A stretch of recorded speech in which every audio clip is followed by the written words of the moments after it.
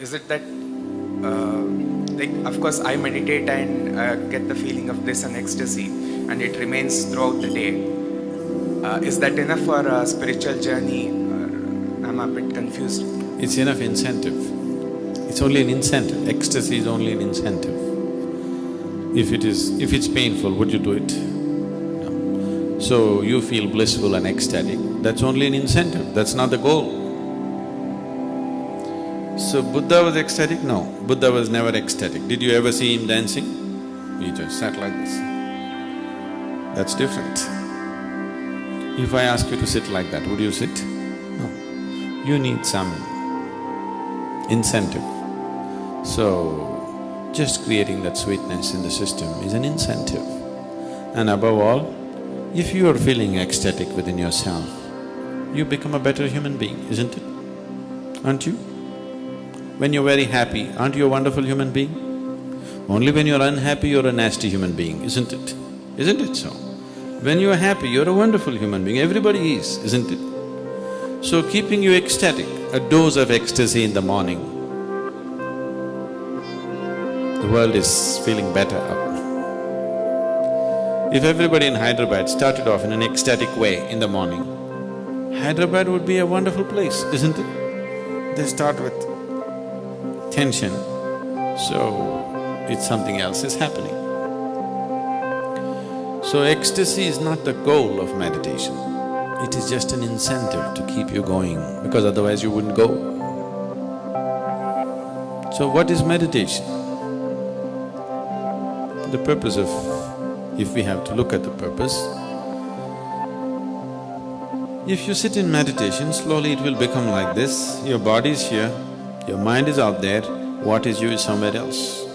Once these three things are happening separately, once there is a space between you and the body, between you and the mind, this is the end of suffering.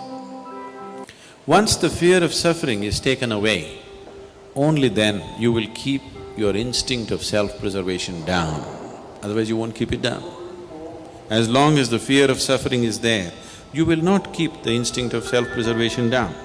The only reason why you are naturally not spiritual is because you have empowered your instinct of self-preservation too much. All the time it is trying to make you like a bubble in the world, separate bubble, not willing to mix with anything.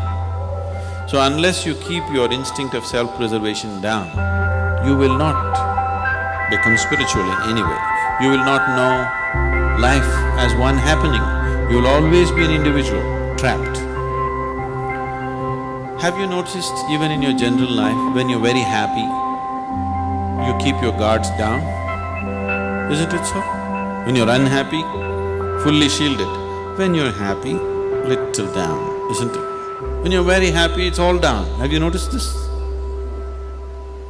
So this is the reason why you're willing to be happy only among certain people. Because you don't know how to be just happy and still know where to stop life when it has to be stopped. You're willing to be happy only with 5 people in your life because you think that is the only safe atmosphere where you can be happy, because you have always understood happiness as a certain vulnerability.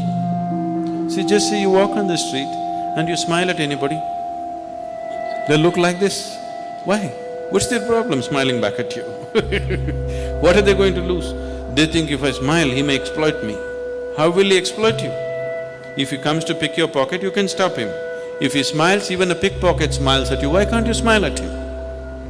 What is the problem? Just try today and see, just go out and smile. People who look like this, they're surprised, somebody is making me vulnerable to life. They want to go on the street like rocks, they want to go home and become life. Doesn't work. After some time you become a rock there also. If you want to be life, you must practice it everywhere, isn't it? So, meditation gives you that space between you and your body, between you and your mind. Whatever suffering human beings have known, it has either entered them through the body or through the mind. Do you know any other kind of suffering? There are only 2 kinds of suffering, isn't it? Once you have a distance from these 2 things, this is the end of suffering. Once the fear of suffering is taken away, only then you're willing to venture into other dimensions of life. Otherwise, no matter what I tell you, you're only looking for safety.